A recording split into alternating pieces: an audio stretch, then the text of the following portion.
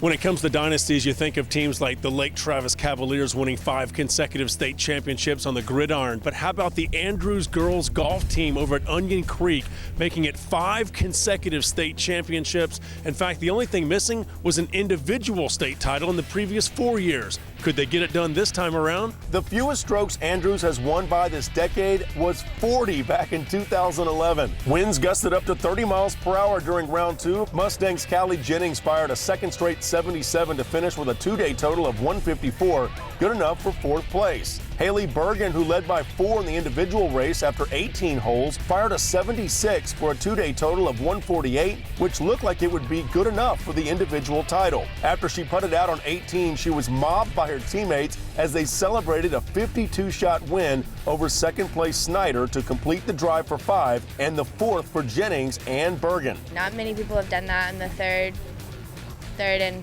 me and Callie are 3rd and 4th to do that, and it's exciting and feels good to be part of like a legacy, you know, like not many people be able to do that. Fortunately, in West Texas, we play in the wind quite a bit, and an adjustment where if we're into the wind, if we're downwind, there are adjustments we're used to making on a regular basis. What was a harder adjustment for us is the golf course moved all of the tee boxes through on every single hole, and a lot of the holes were like playing new holes for the first time, so that was probably our biggest adjustment, adjusting to the length of the holes. The 13th overall title for Andrews is now the most in state history. Now to the answer to the question off the top, would Andrews finally win an outright individual title without going to a playoff? One golfer in serious contention was defending champion Shawnee Allen of Lavernia, who won it last year as a freshman. Shawnee put together the only sub-70 round in the 4A tournament, boys or girls, and she came from 6 shots down to win by 1 over Bergen to defend her 4A title with a score of 147 aggregate. There really is no key. It's the wind's going to take your ball where it goes. It's just a matter of fact of if you can play with the wind or with against the wind. I'm hoping for 4 and 4, but if I don't get 4 and 4, I'm just glad to have the experience that I've already had, and hopefully I do get 4 and 4.